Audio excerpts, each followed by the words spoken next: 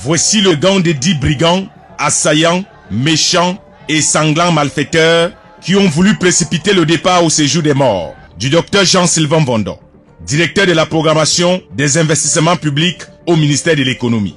Ils sont tous des alias. Alias Atango, Beko, Julio. Ils se prenaient pour Zoro, aujourd'hui ils sont zéro. Voici en image leur matériel de braquage. Et même le Seigneur Jésus-Christ confirme que s'il avait été sur terre à l'époque de ces gens, sa mort sur la croix aurait été plus douloureuse. Les voici alignés ici ce jour devant les services de la police judiciaire au quartier Liguesoro à Yaoundé.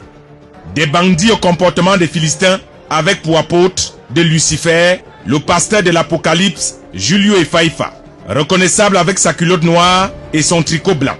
N'allez surtout pas dire qu'il est vieux. Regardez à travers ces images, ces instruments qu'il utilise avec son épiscopat pour faire des nuits de prière à ses victimes. 5 fusils de chasse, 5 pistolets automatiques, 220 munitions de divers calibres. Avec un tel arsenal de délivrance, même si c'est quel ange, il chasse pour remplacer par un démon. Ces malfaiteurs ont torturé durant toute la nuit le président de la section RDPC Djaïlobo 1, le docteur Jean-Sylvain Vondon. Toute une nuit de délivrance, organisée par le pasteur Julio Efaifa de l'église Jean-Baptiste du Cameroun, paroisse de Sanmelima. Il avait décidé de chasser l'ange de Sanmelima, son propre frère. Mais il s'est avéré que le docteur Jean-Sylvain Vondon a l'onction de l'archange Michel. Malgré la torture, l'homme a réussi à s'en sortir vivant par un miracle de Dieu. Voici un autre bandit à l'image, perclus de la jambe gauche. N'ayez surtout pas compassion de lui. Si vous le croisez en pleine nuit, vous risquez de ne plus jamais aider un handicapé. C'est un Philistin qui n'aime pas l'évangile de Corinthiens qui parle d'amour, qui supporte tout et aime tout. Il court plus vite que son ombre avec son pied coupé. Il est loin d'être un enfant de cœur, malgré son état. Les 10 malfaiteurs, qu'on pourrait qualifier de Philistins à l'image, forment une association de professionnels de crime avec pour archevêque métropolitain philistin Julio Michael Efaifa, le pasteur de l'église de Jean-Baptiste, dont on a découvert une cache d'armes dans son église, qui était un professionnel du braquage depuis longtemps. Voici les détails de leur mode opératoire donné par l'enquêteur.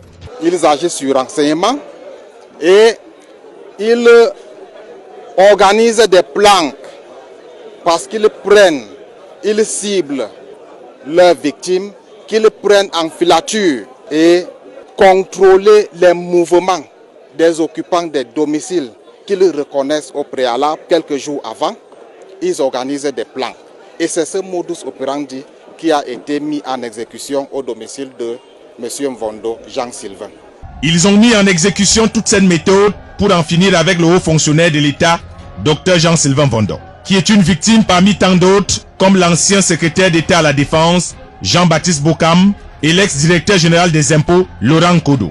Mais le premier des militants du Rassemblement démocratique du peuple camerounais du Djaïlobo 1 est la victime à qui ils ont fait subir des plus graves sévices. Torture, ligotage, bastonnade, tabassage, arrosage et braquage. Mais malgré l'agressivité, la puissance de Dieu a fini par aider cet enseignant de lyrique qui a réussi à s'en sortir par miracle.